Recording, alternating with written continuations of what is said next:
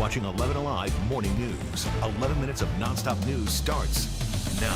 Stopping violence, the Atlanta community sharing ideas and solutions, what we heard during our 11 Alive town hall late last night. Plus, new steps to help travelers stranded by delayed or canceled flights, the new rules President Biden is proposing.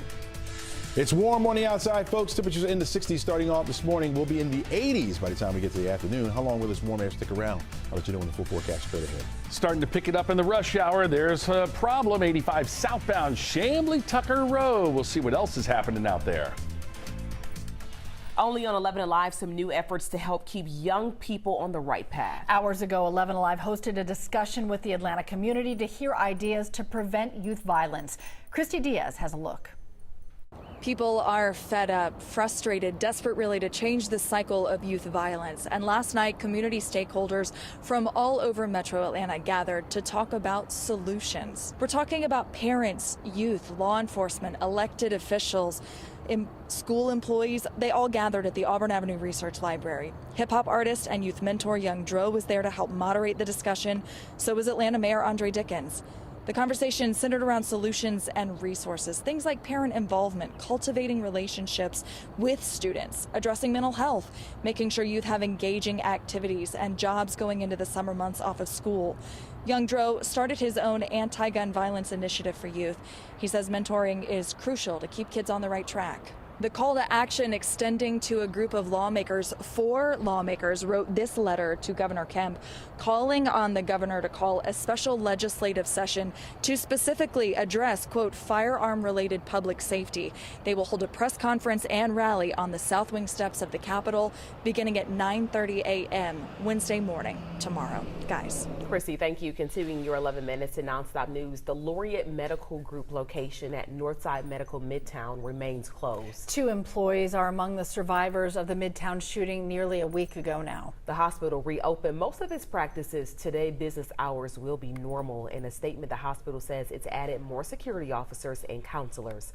The Newton County Sheriff's Office is investigating more than a dozen car break-ins. Covington's police chief, Stacy Cotton, is one of the victims.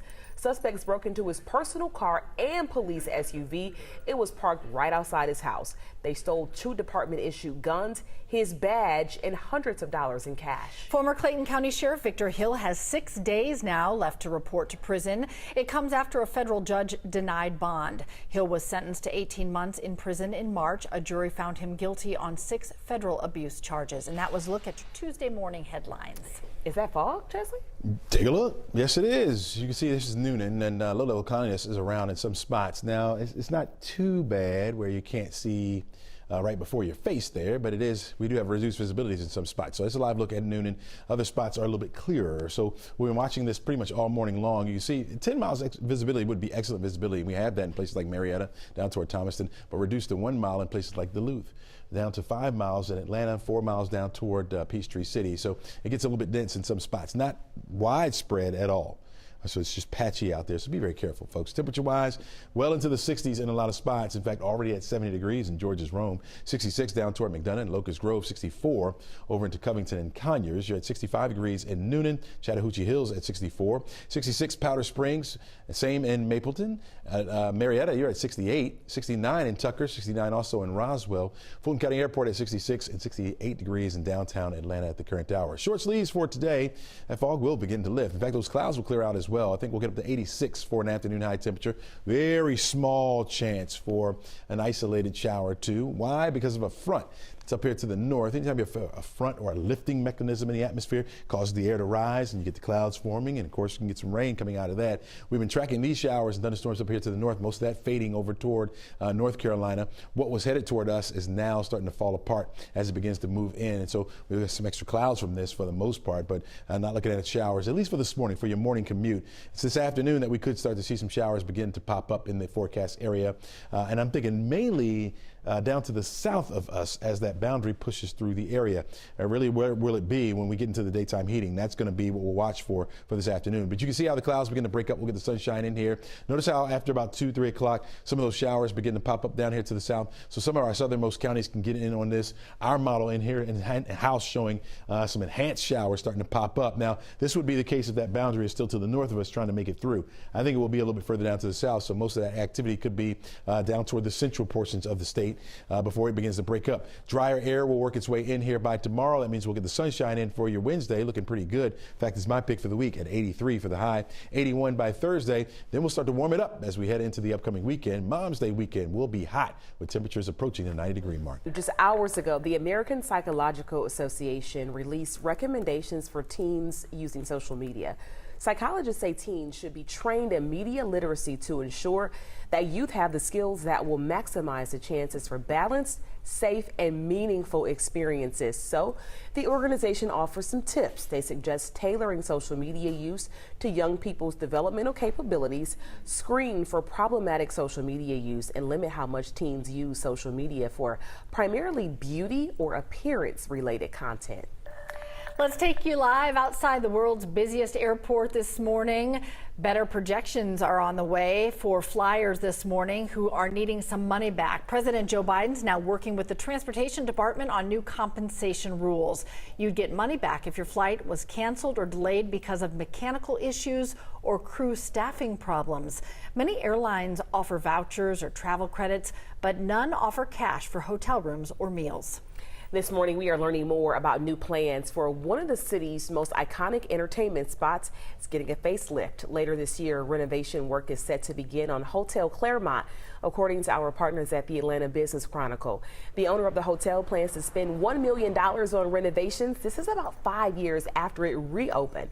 The rooms will get some refrigerators, and the owner wants to brighten up the lobby and some new furniture and carpet added. The rooftop bar is getting a Mexican food truck that should open this summer. It is graduation season, and Kennesaw State is next up. Starting today, 4,000 students will graduate. There will be 8 ceremonies at KSU's Convocation Center. The first starts at 10 this morning. The university says its grads are between the ages of 19 and 81, and about 1,300 are graduating with honors. This morning, we are sharing new details following Senator Jon Ossoff's visit to Sweet Auburn. He announced a $500,000 investment in the neighborhood. He says this will offer support to Sweet Auburn's WorkSpark Innovation Lab that offers training, mentorship, and assistance to small businesses. I want to ensure that this community thrives, that this community participates in our city's economic development and participates on its own terms.